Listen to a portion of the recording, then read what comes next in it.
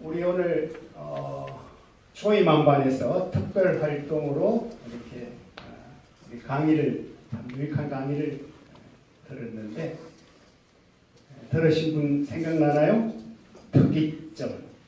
특이점이 뭐라고 했나요? 아주 특이한 시간이죠. 이것은 사실은 누가 얘기한 건가면요, 우리 알파고 있죠. 알파고를 개발한 구글의 커즈 와일이라는 사람이 했던 말입니다. 어떤 특이점인가 하면요, 이 시기가 되면은 인공지능을 합치는 것이 사람의 지능을 합치는 것보다 훨씬 강력해진다는 시간. 언제로 봤죠? 2045년입니다. 그럼 어떤 일이 벌어질까요? 더 이상 인간은 인공지능을 통제할 수 없다는 시간입니다. 미국의 유명한 감독 중에 스필버그라는 분이 있습니다. 이 사람이 2002년에 만든 영화가 하나 있어요. 마이너리티 리포트라는 영화입니다. 마이너리티 리포트 혹시 보신 분 있나요? 이 마이너리티 리포트는 배경이 언제인가 하면요, 2045년이 아니고 그것보다 조금 더 갑니다. 2054년입니다. 어떤 내용인가 하면 워싱턴 DC에서 범죄 예방 시스템을 만듭니다.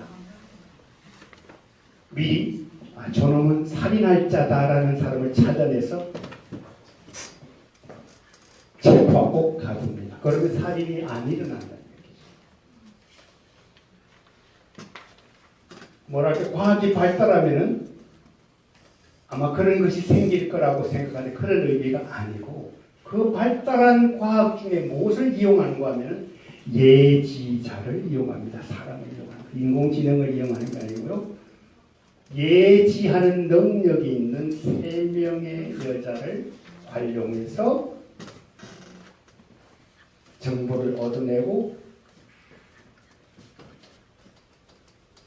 정보가 일치하면은 이 사람이 문제가 있는, 살인 가능성이 있는 사람이니까 미리 체포를 합니다. 그 체포하는 주인공이 누군가 하면 톰 크루즈입니다.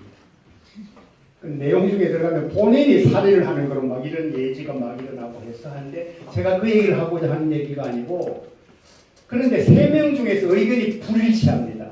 2명은 이 사람이 살인할 것 같아요. 그런데 다른 1명이 아니라고 그러니까 그건 헷갈리죠. 그죠? 그러면 워싱턴 DC의 그 범죄 예방 시스템 어떻게 하는가 하면 과감하게 그 마이너리티 리포트를 버립니다. 소수자의 의견. 2 사람의 의견, 야, 이 죽이겠다 그랬잖아요. 살인 가능성이 있으니까 그 사람의 의견을 택해서 체포를 하는 거죠. 근데 여기서 마이너리티 리포트라는 얘기, 근데 이 영화가 가지고 있는 의미 중에 하나가 소중한 것이 바로 그겁니다. 소위 다수자가 아닌 소수자의 의견도 존중해야 한다는 그것을 던져주고 있습니다. 제가 이 영화를 굉장히 좋아하고 오래오래 그렇게 기억하고 있는 이유는 단 한 가지입니다. 왜냐하면 그 영화를 보기 10년 전에 저도 예지하는 자리로 들어간 적이 있기 때문입니다. 그런데 영화처럼 살인할 가능성을 제시하는 것이 아니고 생명을 살리는 예지를 저에게 보여주시다는 겁니다. 제가 한국은행 부산 지점에 근무할 때 대리로 있을 때인데 1990년 5월 17일. 제가 굉장히 젊었겠죠. 그때 상상을 해보세요. 얼마나 젊었을까. 1990년. 벌써 거의 뭐 한 27년 전 얘기니까, 그죠? 꿈을 꿨어요. 어떤 꿈인가 하면은 꿈속에서 강의를 합니다. 무역실무라는 강의를 하고 있었는데 직장인을 대상으로 한 강의입니다. 그러니까 낮 시간이 아니고 저녁 시간에 하는 강의였죠. 강의를 하러 강의실에 들어갔더니 마이크가 고장이 나 있습니다. 이 마이크가 안 되는 거죠. 근데 뭐 한 100명 정도 모였자니까 소리가 크니까 얼마든지 해낼 수 있지만은 고장난 마이크 상태에서 막 이야기를 하다 보니까 중간에 막 데모를 하기 시작합니다. 당신 그것도 강의라고 하냐고. 와, 내가 살다가 강의는 제법 잘한다고 이렇게 자부심을 가지고 살게 꿈속에서 당신 그것도 강의라고 하느냐고. 당장 내려오라고. 제가 식은 땀을 흘리면서 잠을 깼습니다. 날짜를 보니까 강의는 아직 일주일이나 남아있고 그렇게 개꿈 꿀 때도 있으니까 그렇게 하면서 제가 출근을 했습니다. 출근해서 의자에 딱 앉자마자 전화가 옵니다. 그 무역협회의 담당 책임자 이 대리님 다음 주에 강의 잡힌 걸로 아는데 그것을 오늘 해줄 수 없습니까? 꿈대로 하면 안 가야죠. 그죠? 완전히 개판 치는 날인데, 이거 완전히 내 명예가 걸렸는데. 저는 막 피하려고 그랬어요.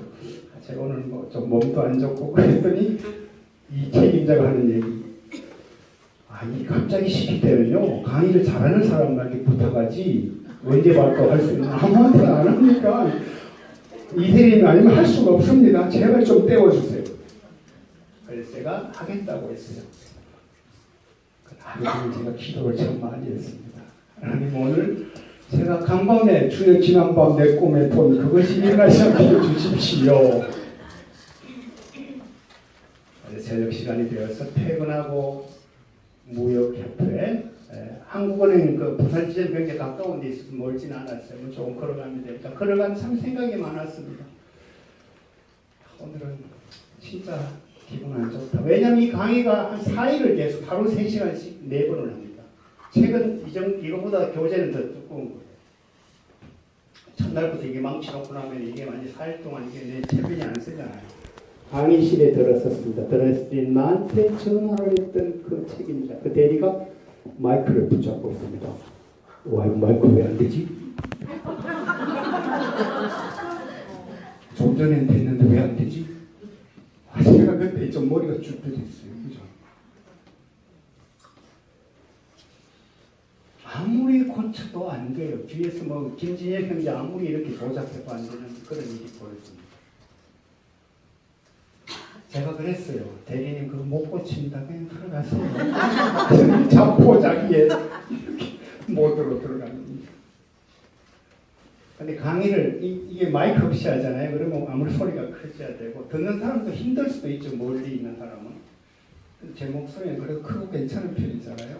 보면 알아요. 강의 잘 듣는지 안 듣는지.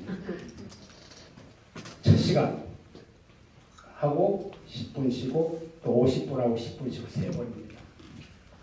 처음에 강의할 때 딱 보면 알아요. 얼마나 이렇게 쫙 집중이 되는지. 다비다만큼은 아니라도 굉장히 집중력을 발휘하는 그 수강생들. 그래서 역시 꿈은 현실과 달라. 의기양양하게 첫 시간을 보냈습니다.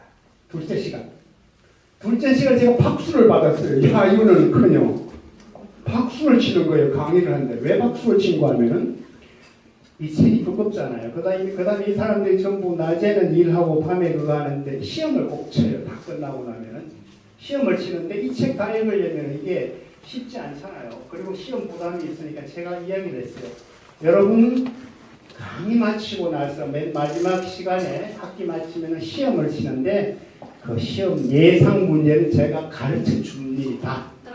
그러니까 공부 그냥 부담 없이 와서 그냥 제가 하는 강의 재밌게 듣고 하십시오. 그리고 박수 치고 난리 났어요. 역시 꿈은 완전 반대구나.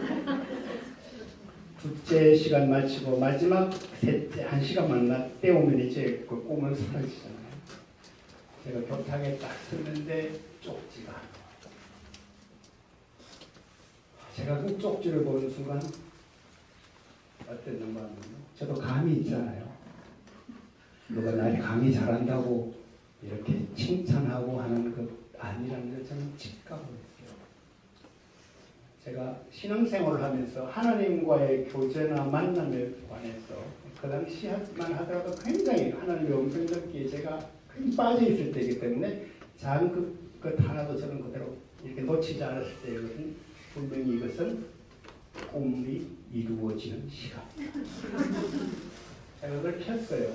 펴니까 아니나 다를까 강사님, 제가 이 강의에 온 것은 강의를 잘 들어서 어떻게 하면 자기가 실무적으로 무역에 대해서 더 잘 알고 배우는 것이지 좋은 점수 받기 위한 것이 아닙니다. 그러니까 예상 문제 알려주겠다는 말은 취소하고 강의만 잘해 주십시오. 마지막 얘기. 성경에는 99마리 양을 들에 두고 1마리 양을 찾아서 들길을 나선 그리고 마침내 찾은 한 주인의 이야기가 있다지요. 누가복음 15장 4절. 오늘 제가 그 말씀을 이렇게 제가 받아들고요. 하나님이 제 인생 가운데 진짜 가르쳐주고 이 말씀은 잊지 말아라고 들려준 말씀이 몇 개가 있는데 그 중에 하나입니다.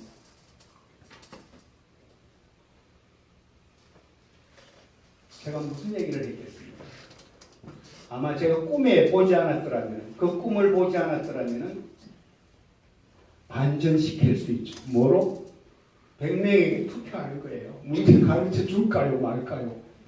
그럼 어떻게 했어요? 박수친 99명과 1명인데. 그죠? 제가 그렇게 했겠어요? 그렇게 할 수가 없죠. 왜? 하나님이 제게 들려주신 말씀. 그 말씀 속에 뭔가 메시지가 있단 말이에요. 99마리 양 들에 두고 1마리 양을 찾았는데, 그러니까 소외된 자를 돌보라.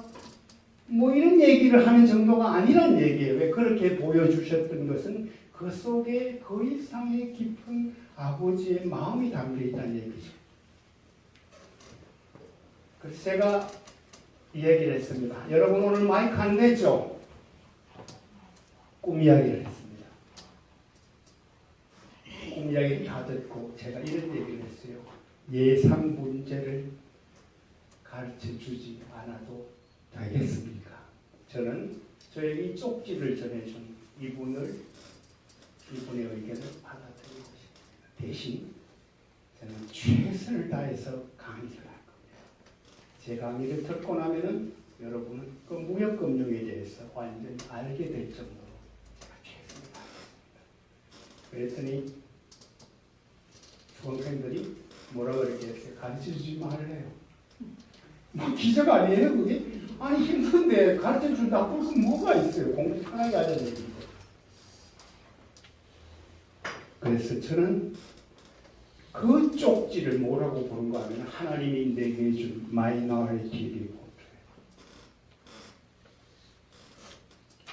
소수자의 의견, 소수자의 의미, 그것을 통해서 너가 이런 양을 찾고 주님처럼 그 기쁨에 동참하라 이런 정도 얘기가 아니고요.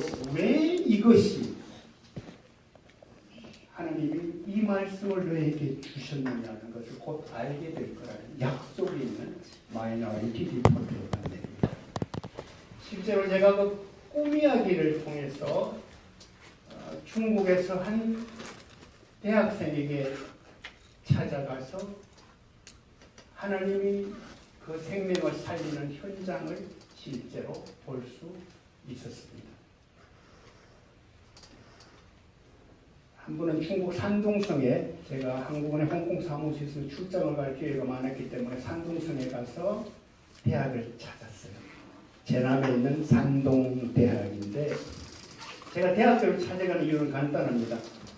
그때 중국말을 제가 배우고는 있었지만은 뭐 그렇게 썩 잘하는 것은 아니었던 것 같고, 그리고 대학생은 영어가 통하니까 제가 복음을 전하더라도 대화를 잘 할 수 있을 것이라는 그것 하나 때문에 대학교를 찾아요. 그리고 실제로 그때는 내가 대학생과 나이 차이 별로 안 났어요. 그죠? 별로 안 날 때 30대 후반 정도였으니까. 이 청년을 만나서 이야기를 하는데요. 잠깐 시간을 내도 되겠습니까? 이건 한국에서 왔는데 한 2분 정도만 시간 내주십시오. 그래서 복음에 관한 얘기를 하기 시작합니다. 그랬더니 이 학생이 듣고 나서 한 얘기. 선생님이 얘기하는 예수와 내가 알고 있는 예수는 완전히 다릅니다. 저는 공산당원이니까요. 그만 돌아가십시오. 그래서 제가 풀이 죽어서 일어나는데 주님의 음성이 들려옵니다. 마이너리티. 그래서 제가 그 꿈 이야기를 그러면 잠깐만 그러면 1분만 더 시간을 주십시오. 이야기를 하래요. 그래서 꿈 이야기를 시작합니다. 꿈 이야기부터 마지막 걸 좁게 쓰인 성경 구절을 딱 이야기를 하는데요. 이 학생이 저한테 처음에 했던 얘기 다시 들려주십시오. 왜? 자기가 이런 양이다. 내가 이런 양이니까 다시 들려주십시오.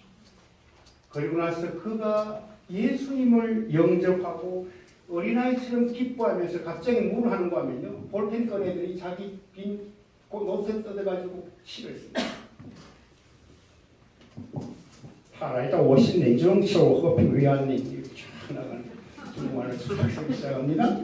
내용은 뭔가 하면은 주님 내 마음에 오셔서 화평과 안녕을 주셨는데 내 마음 문 활짝 열고 생명을 영접했네. 저 푸른 삼봉우리는 간증의 시작이요 마음 깊은 곳에는 주님의 음성 감동으로 솟아오르네. 나의 삶, 나의 생명 이제로부터 영원하니.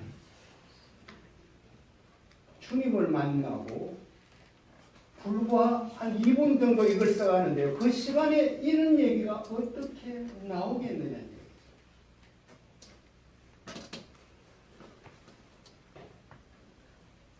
그 이런 양을 찾는 주님의 그 모습이 떠오르면서 이 학생에게서 발견한 것, 그것은 하나님의 시간입니다. 본인이 연필로 볼펜으로 쓰면서 썼던 그 시간, 그 2분은 크로노스의 시간이 아니었습니다. 영혼을 사는 크로노스의 시간이 되었다는 얘기죠.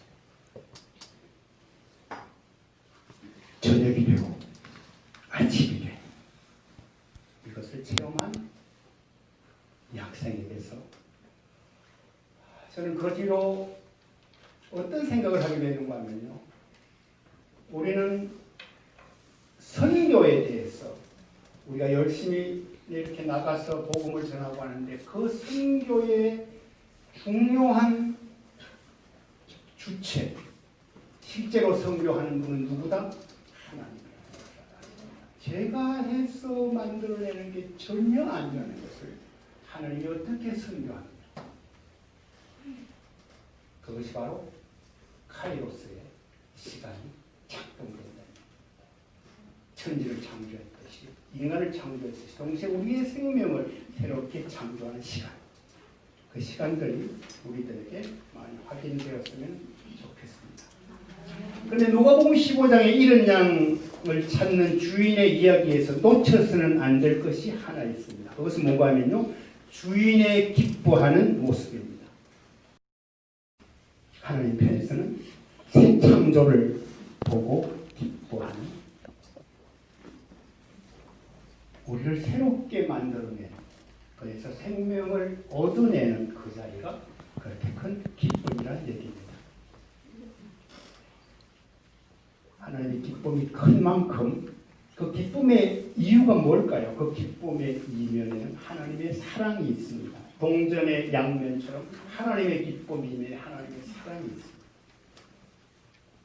어떤 사람이 아무리 숨어 있더라도 찾아내는 그래서 그것 때문에 기뻐하는 하나님. 하나님 여러분 모두를 그렇게 찾으셨습니다. 혹 지금 아니 하나님을 만났는데 지금 보니까 뭔가 희비한 것 같아.